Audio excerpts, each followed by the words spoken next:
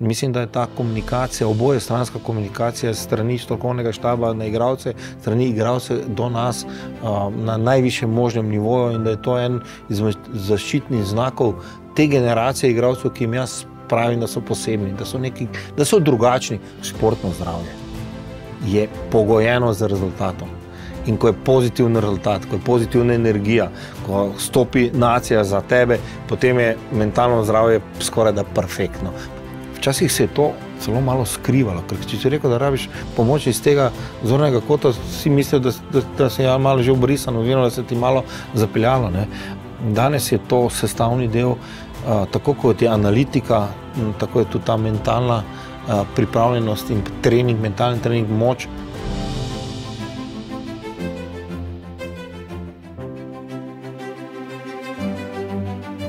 Pozdravljeni in dobrodošli v drugi epizodi podcasta Z vami smo. V njem o podpori nogometašev in nogometašic širimo zavest o pomenu skrbi za duševno zdravje. Z vami sem Sašo Sever, moj današnji gost pa je selektor slovenske nogometne reprezentance Matjaž Kek. Matjaž, lepo pozdravljeni. Dober dan. Naj povem, da Matjaž Kek ni le izjemna športna osebnost, ki je Slovenijo popeljal na drugi nastop na svetovnem prvenstvu, nedavno pa tudi na evropsko prvenstvo. Je predvsem oseba, ki zna graditi ekipe, z njimi dosegati odlične rezultate in iz vsakega igralca potegniti tisto najboljše. Za uspehe, ki jih je dosegel, pa ni dovolj poznavanje taktik, pravil in strategij, predvsem je pomembna tudi ustrezna mentalna oziroma psihološka pripravljenost, tako trenerja oziroma selektorja, kot seveda tudi samih nogometašev. Matjaž, se strinjate s tem, da je poleg zdravega telesa potrebno poskrbeti tudi za to mentalno, psihološko zdravje? Dejstvo je, da je mentalna moč stalno bolj pomembna v sorazmerju z dobro fizično pripravljenostjo. Ne nazadnje se je to pokazalo tudi na zadnjem evropskem nogometnem prvenstvu, ko so fantje, ko je reprezentanca pokazala po tisti zadnji minuti golu proti Srbiji izredno mentalno moč v naslednji tekmi proti Angležem, favoriziranim Angležem. Tako da jaz se kar strinjam z vami, da ogromno se danes dela tudi na tem planu. Ampak še preden se dotaknemo te evropske izkušnje, za uvod preprosto vprašanje, kako ste? Jaz sem odlično, jaz sem dobro, zdaj ravno top nisem, ker sem se iz Maribora do Ljubljane vozil zopet več kot 2 uri, ampak sočustvujem res za tistimi, ki se morajo vsak dan voziti v tej smeri. To je nekaj neverjetnega. Drugače pa v redu. Poletje po evropskem prvenstvu je prineslo obilo teh nekih pozitivnih trenj, indic, vedno, kjerkoli se pač pojaviš, čestitamo, se lahko slikamo. Vse to skupaj je del našega življenja, ampak se raje to, kot pa, da te vsi v narekovajih pljuvajo. Ampak tudi to je sestavni del našega življenja. Zdaj seveda nogomet je bil del pozitivne športne slovenske zgodbe. Zelo hitro je Pariz bil na vrsti in zdaj stiskam pesti, tako kot jaz upam, da cela Slovenija za rokometaše, za kajtarje, za vse tiste, ki pač to našo malo Slovenijo umeščajo med velike športne sile. Prav gotovo, no. Euro, kot ste rekli, je za nami, seveda je nastop na tako velikem tekmovanju izjemna čast, reprezentančni dres pomeni neko odgovornost, po drugi strani pa seveda nastop na takšnem nivoju prinaša tudi in pomeni določen psihološki pritisk. Pa me zanima, kako ste še pred Eurom pripravili reprezentanco, ekipo, da se je tudi mentalno spopadla z nastopom na evropskem prvenstvu. Zelo dolgo ni nogometa bilo na zemljevidu. Jaz to rad povem, da predolgo.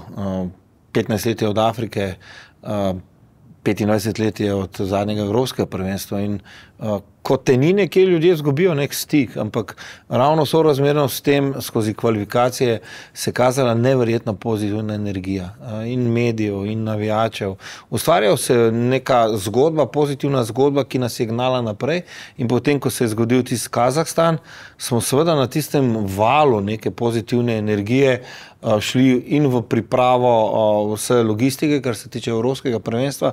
Nogometna zveza je tukaj odigrala vrhunsko vlogo vlogo.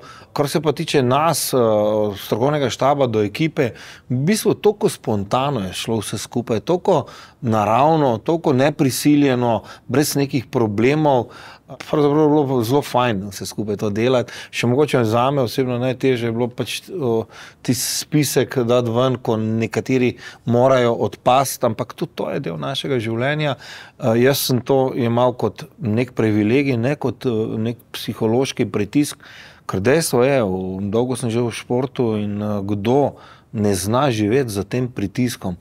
Ta pravzaprav ima zelo malo možnosti, da uspe v nekem vrhunskem športu in dejstvo je, da uvrstitev na Evropsko prvenstvo je vrhunski rezultat, kar naenkrat se je zopet Slovenija znašla med velikimi.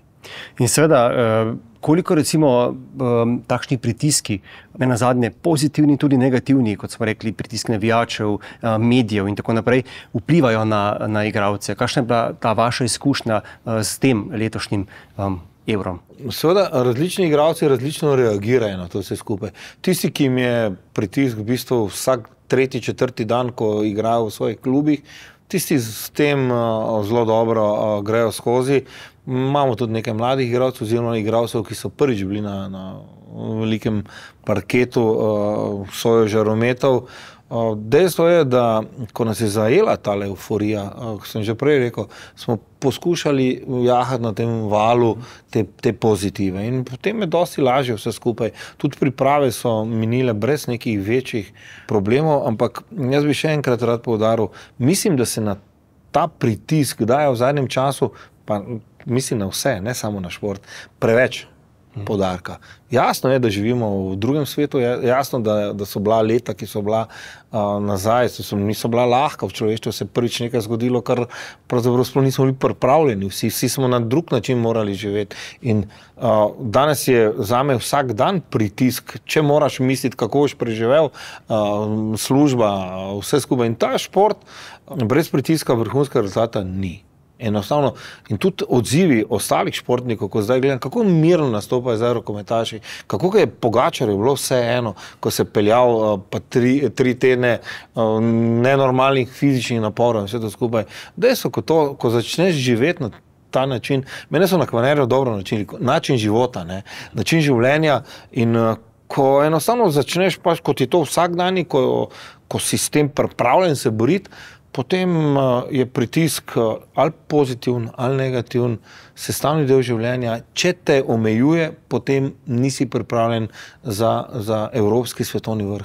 Ampak vendar dejali ste, igralci so različni, nekateri so že imeli takšno izkušnjo, drugi ne. A je potem tudi pristop, priprava na tako veliko tekmovanje drugačen od posameznika do posameznika? Jasno, ne. Z nekaterim porabiš več časa za individualen pogovor, usmeritev. Je pa bila tu še en velik privilegij za trenerje, za selektore, za nas strokovni štab, ta njihova energija, ki so izgradili med sabo. In jaz pravim, da je to dosti boljše in dosti več prinaša to reševanje nek pritiska, še enkrat, če hočete, med njimi samimi, kot pa če mora trener z njim govoriti ali karkoli. Nekaj izkušnje so tudi z sodelovanjem z različnimi strokovnjaki na tem področju. Vedno lahko se kaj naučiš, vedno lahko dobiš kakšen napotek in se pravim, potem se je vse to skupaj povezalo in mislim, da se je tudi na igrišču pokazalo, da smo, kar se tega tiče, bili mentalno zelo močni in zelo dobro pripravljeni. Imate sicer v strokovnem štabu strokovnjake za psihološko pripravo oziroma podporo, ko se je pač treba soočiti z pritiski? Ne, prav reprezentanca ne. Vem, da nekateri igralci, posamezniki delajo, imajo strokovnjake, da tisti ljudje, ki vodijo, ki skrbijo za njihove kariere, se poslužujejo tudi teh znanj. Dejstvo je, da je seveda za reprezentanci zelo malo časa. Zelo malo časa za pripravo. Vse to je bilo po koncu sezone, ko se končujejo klubske sezone, nekaj časa za odmor, potem se je že takoj začelo, ker je pot v Nemčijo že bila pred nami in tukaj iti v neko širino je lahko zelo dvorezen meč. Jaz sem se odločil za eno to vrsto, poskušali smo to reševati z zelo dobro komunikacijo in mislim, da je ta komunikacija, obojestranska komunikacija strani strokovnega štaba na igralce, strani igralce do nas na najvišjem možnem nivoju in da je to en izmed zaščitnih znakov te generacije igralcev, ki jim jaz pravim, da so posebni, da so drugačni, ampak tudi svet je drugačen kot pred 20 leti, 10, 15 leti. Vsekakor, ampak koliko pa recimo jim v tej fazi, v tem segmentu, te mentalne priprave ali pa mentalnega treninga, če lahko temu tako rečemo, pomagate vi kot selektor? Kakšno vlogo igrate v tem smislu? Na koncu, jaz se podpisujem, odločitev je moja, kdo bo igral, kdo ne bo šel na evropsko prvenstvo, vse to skupaj. Dejstvo je, da ti leta dajo neka znanja reševanja teh vrstnih problemov za starejšimi igralci, z igralci, ki imajo več izkušenj, za mlajšimi.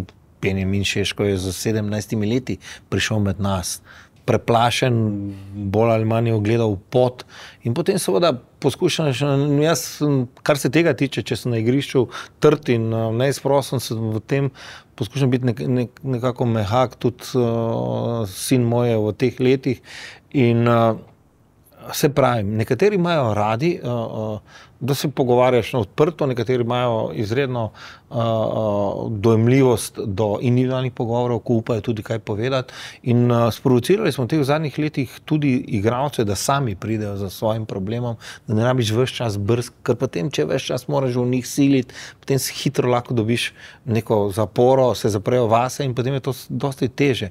Ampak jasno je, mentalno športno zdravje je pogojeno z rezultatom. In ko je pozitiven rezultat, ko je pozitivna energija, ko stopi nacija za tebe, potem je mentalno zdravje skoraj da perfektno. Potem je samo stvar priprave na trening, na tekmo, ker seveda tam je pa drugače, ko priješ ven v Münchnu pa vidiš 25,000 Slovencev, kako pojejo himno. Če znaš to izkoristiti v pozitivno, to te enostavno nese. In seveda omenili ste letošnjo izkušnjo z Euro v Nemčiji, veliko tekmovanje, ki je sprožilo mešanico, množico različnih čustev. Spomnimo samo tiste zadnje sekunde tekme s Srbijo, pa odločilni dvoboj z Anglijo, pa potem zadnji obračun s Portugalsko. Kako recimo ste vi kot selektor oziroma strokovni štab pristopili do ekipe, da je ohranila te pozitivne občutke in se osredotočila na vsako tekmo posebej? Ja, pristopi pogojujejo moment, v katerem si, jaz vedno pravim. Dejstvo je, da smo mi pričakovali neko podporo, da smo vedeli, da se bo nekaj dogaja, ampak že tista prva tekma proti Danski, način, kako smo reagirali, ko prvo polčas nismo dobro igrali, mi je dajal informacijo, da so ok, da vejo, zakaj gre, da se niso ustrašili, da nimajo prevelikega spoštovanja, respekta v športnem žargonu do nasprotnika. In ko je šlo tisto, ko smo šli preko tistega, kljub temu, kar se je zgodilo proti Srbiji, je zavedanje ekipe, da so močni, da lahko igrajo z njimi, da so konkurenčni, nam dalo zaprav, da jih enostavno pod Srbiji, na primer, nismo jih pustili na miru. Prvi dan je bil težek, prva noč je bila dolga, regeneracija je trajala kar na nek drug način, skozi pogovore, ampak pustili smo jih bolj ali manj na miru. Drugi dan je že bila neka reakcija, sreča je bila, da je bilo do tretje tekme 5 dni, tako en dan več. In tretji dan, jaz sem že videl tisto njihovo prepričanje, da tudi Angleži, največji favoriti prvenstva, da enostavno oni so zato prišli, da bo šli naprej in oni bodo to naredili. In tretji, četrti dan je v bistvu bilo treba že malo miriti zadevo. Komaj se čakalo in dejansko so na tak način reagirali tudi na igrišču. Čeprav v meni, še vedno, jaz pravim, v optimalnem stanju fizičnem nismo bili. Na tem evropskem prvenstvu nekaj igralcev je bilo, ki za formo problemi iz kluba niso bili na optimalnem nivoju in ravno zaradi tega jaz pravim, da je ta rezultat toliko boljši.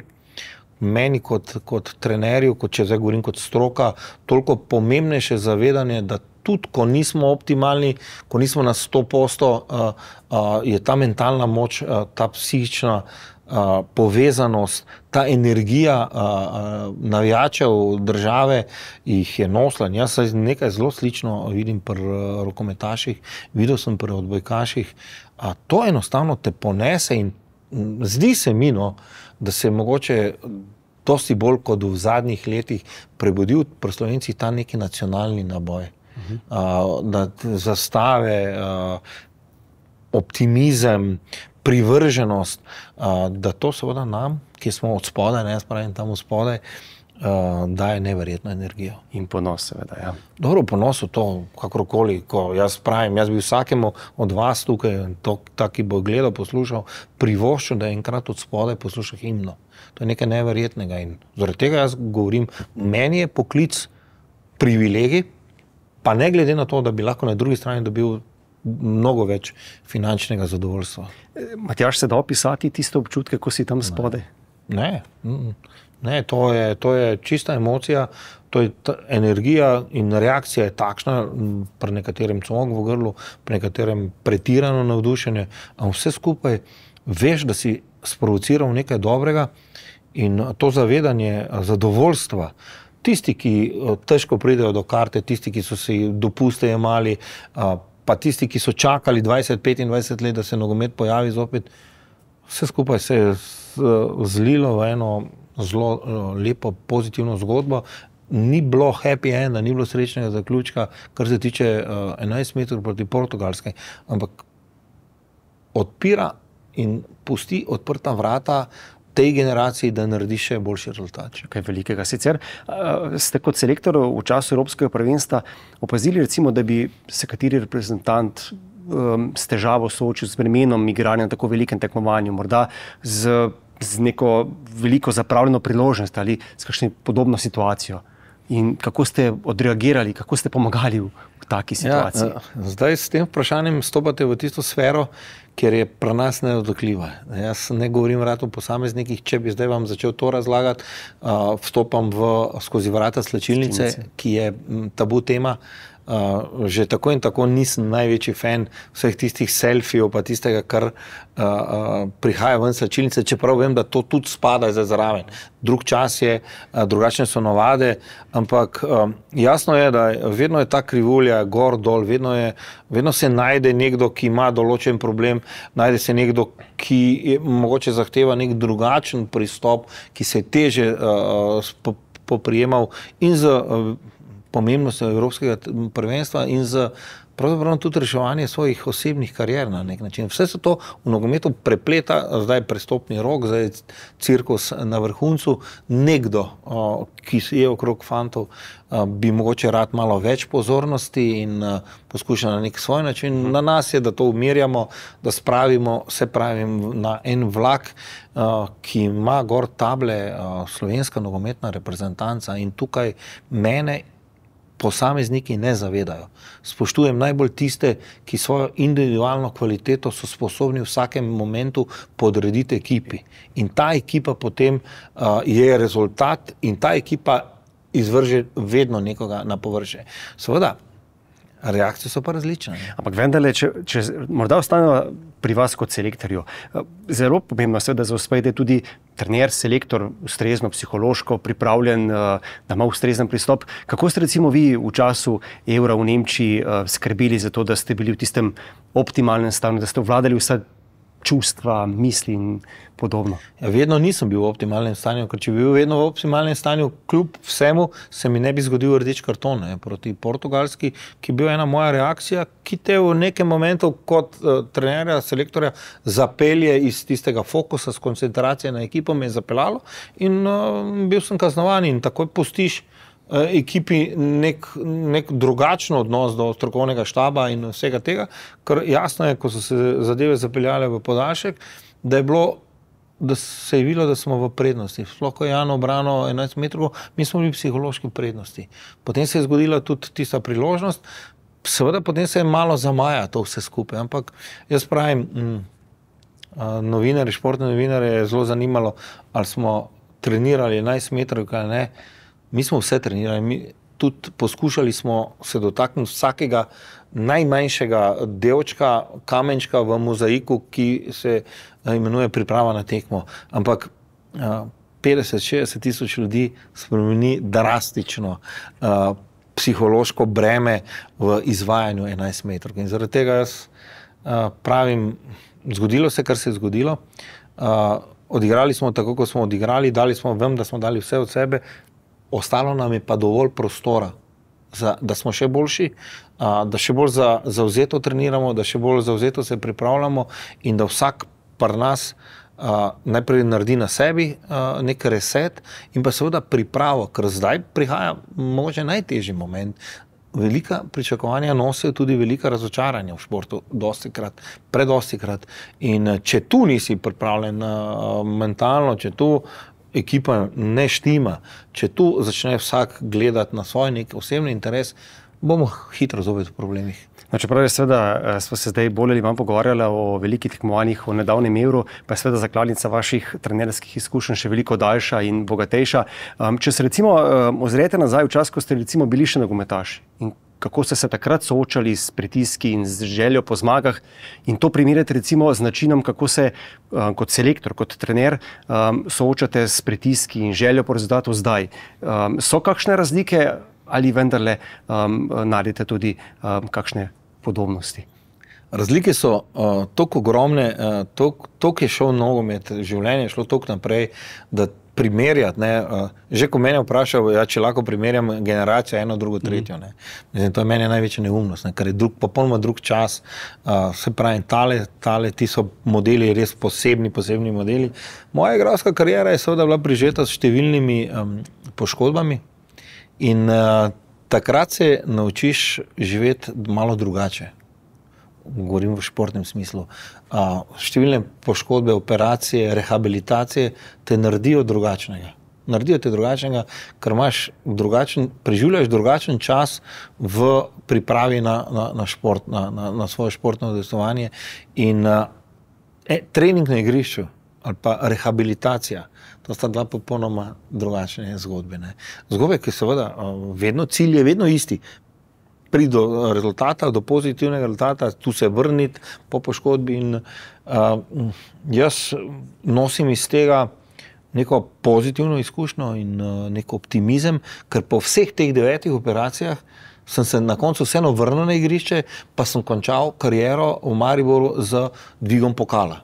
Meni je tista slika bo mi zavedno ostala in za mene ničesar v nogometu, v športu ni nemogoče, ker meni še doben zdravnik ni uspel dokazati, kje je meja.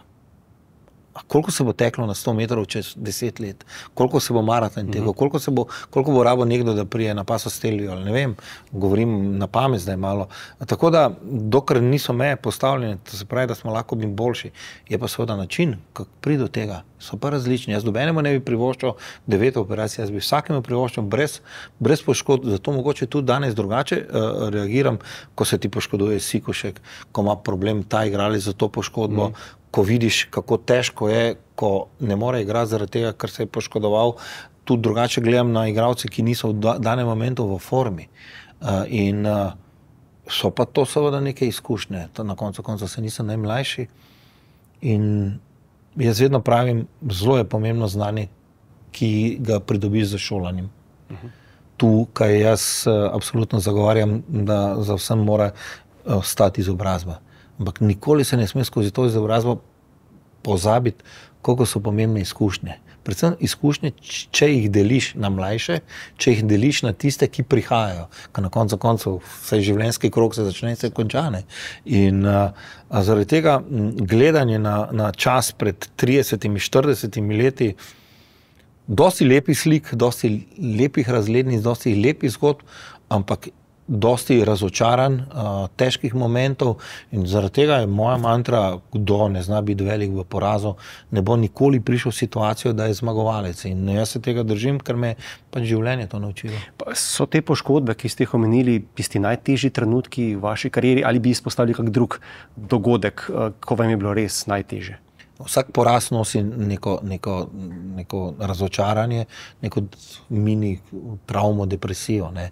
poškodba. Mislim, predstavljajte si, ali pa naj si tisti, ki bojo pogledali, to predstavljajo, kako se počutiš, ko te še v dresu dajo v reševalno vozilo, pa te peljajo direktno na mizo, ker se pač potrga v križne ligamente. Seveda, to je nekaj, kar moraš preživeti.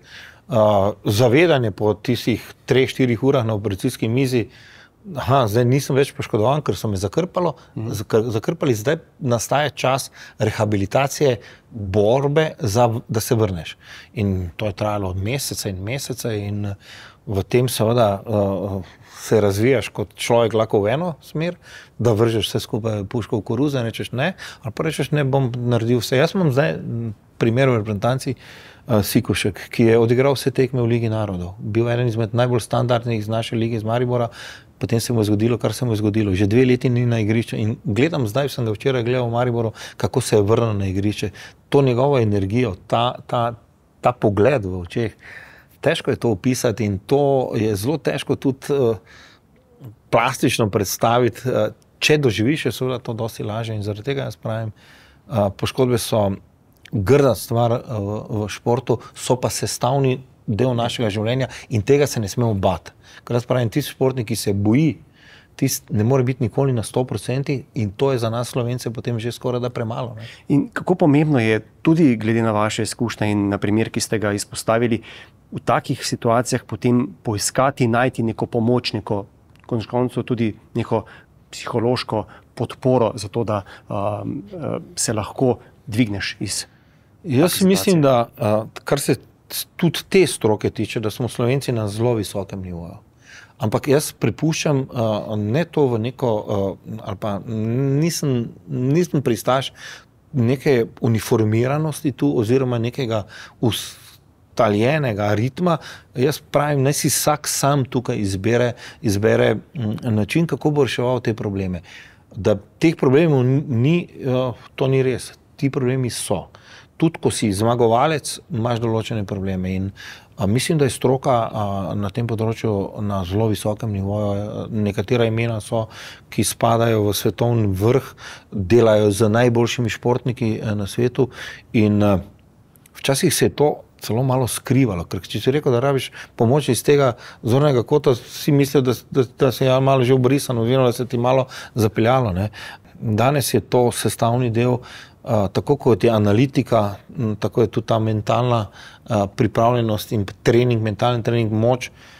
Nekatere stvari so, jaz če bi bil zdaj v klubu, če bi delal v klubu, kjer imaš več časa, absolutno del strokovnega štaba bi bili tudi strokovnjaki iz tega področja. To je absolutno. Torej ni noben tabu ali stigma poiskati pomoč pri nekem psihologu, psihiatru in tako naprej. To je za tiste, ki jim je to nek alibi, zakaj bi bil tabu, zakaj je bila tabu tema iskanje pomoči pri strokovnjakih.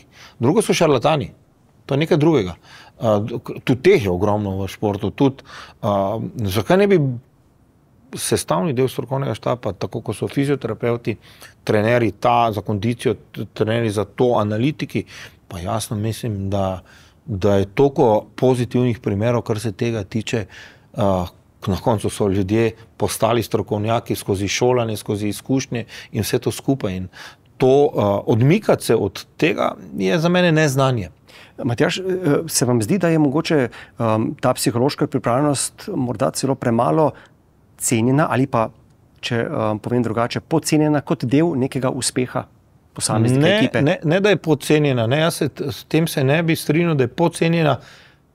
Premalo se zavedamo pomembnosti tega in mogoče v nekem momentu se premalo govori, ker še vedno pravim, da je nekje v podzavesti, da pa je to samo takrat, ko imaš probleme, da to igra samo takrat. No, jaz mislim drugače, da jaz zdaj bom začel iskati te informacije, pa pomoč meni, zdaj, ko smo naredili dober rezultat. Jaz pravim, ko imaš, ko nimaš, tako in tako iščeš.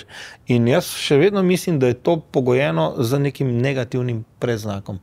A ravno veličina vseh svetovnih, evropskih rezultatov v individualnih in v kolektivnih športih je v pozitivi, v optimizmu in v napotkih biti boljši takrat, ko ko je nekaj, ne. Jasno pa je, da seveda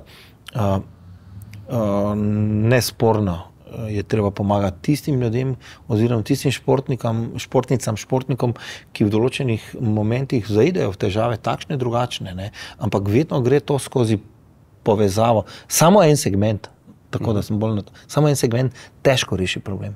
Ker če ni tudi povezanosti med strokovnjaki na tem področju, drugem področju, tretjem področju, je potem rezanje kruha na različne dele. Mi pa rabimo hlebec, ne. No in seveda tudi ta podcast je eden od načinov, da krepimo to zavedanje o pomenu skrbi za duševno zdravje.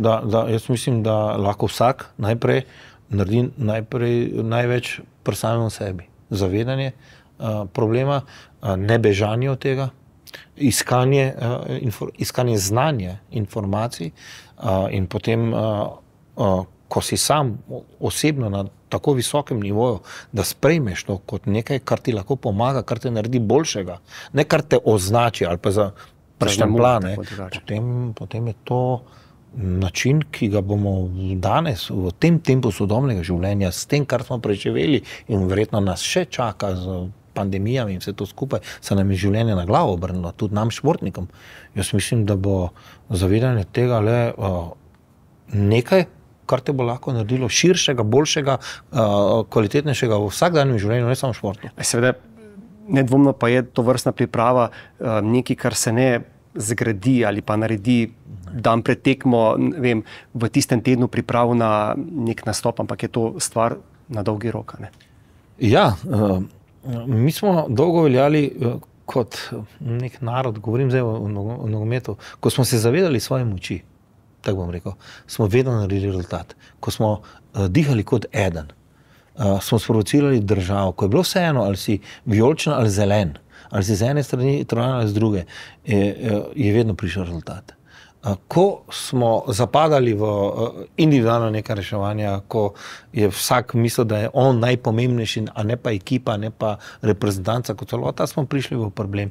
In zaradi tega jaz mislim, da celotno gledanje na problem športa, problem pozitivnega, negativnega rezultata, problem reševanja na ta ali on način, ker dejstvo pa je zavedanje različnosti vseh nas, je pa istočnica za reševanje vseh problemov, ker uravnilovko, pa to ne moreš dati. Jaz mislim, da ne, no. Čeprav jaz sem imel na Evropskem prvenstvu 26 in niti eden ni enak drugemu. Niti eden. In seveda, če tega ne razločiš, če hočeš vse dati v isto vrečo, se ti vreča hitro strga. In Euro v Nemčiji in seveda to poletje, ko se je Slovenija prvič uvrstila v te izločilne boje tako velikega tekmovanja, torej pred nami pa, kot ste že dejali, nove preizkušnje, Liga narodov, nova izvedba, v katero Slovenija vstopa, kot ste dejali, že z nekoliko drugačnega zornega kota, drugačne perspektive in seveda, Matjaž kot selektor, kako pripraviti ekipo po takšnem uspehu v Nemčiji na te nadaljne izzive in preizkušnje. Zdaj, tu se bo najprej videlo, koliko smo že zreli, oziroma koliko je ekipa sama zrela, da reagira na to. Jasno je, da bodo nekatere spremembe v samem kadru, nekateri igralci se bojo mogoče poslovili, tudi nekateri so že v teh letih, ampak ta zanos, ta energija, ta pripadnost, tole mora biti temelj zame v slovenskem športu, ne v individualnem in pa v kolektivnem. Seveda kolektiv je bolj pomemben, individualist lahko vse skupaj vseeno rešuje nekako sam na svoj način. Ti pa moraš biti tukaj v kolektivnem športu pripravljen, da pogledaš tudi levo, da pogledaš tudi desno, da vidiš tudi soigralca na levi, soigralca na desni. In včasih je to ustvarjanje te harmonije teže, kot si marsikdo misli. In jaz vedno pravim, mi kvaliteto, ki jo imamo, karakterje pa lahko zbrusimo oziroma poiščemo tiste, ki so primerni. In pokazalo se je že, da včasih kvaliteta v sorazmerju z karakterjem, ki vleče preveč nase, je lahko problem, ne? In jaz, oziroma mi smo imeli to srečo, da smo tudi te karaktere zdaj povezali, ampak to je bilo. Slike so zelo lepe, razglednice so krasne, ni bilo vse idealno in zaradi zavedanja, da smo lahko boljši, mora biti izziv. Ker drugače, če bomo zopet toliko let v neki negativnem trendu, če bo ta ledena nogometna doba trajala zopet 15 let in več, potem se slabo piše naši športni panogi. Občutek imam, da se bo ta pravljica še kar nadaljevala.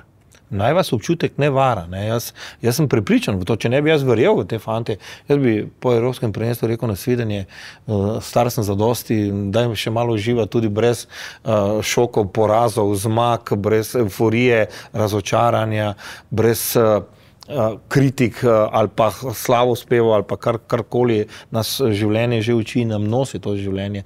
Jaz verjamem v te fante in zaradi tega so za mene unikatni, pa sem vodil predtem eno fantastično generacijo, ki je šla v Južno Afriko. In mislim, da že komaj čakamo začetek Lige narodov. Zelo kmalu, zelo kmalu. Matjaž, hvala lepa za tale pogovor in seveda še enkrat iskrene čestitke za ta zgodovinski uspeh na Euro 2024. Hvala in pa predvsem hvala za povabilo. To je bil torej pogovor z Matjažem Kekom, selektorjem slovenske nogometne reprezentance. Podcast je nastal v sklopu pobude Z vami smo, ki osvetljuje pomen duševnega zdravja v športu. S tem želimo opolnomočiti posameznike v skrbi za svoje duševno zdravje in seveda tudi za dobro počutje drugih, brez stigme ali strahu.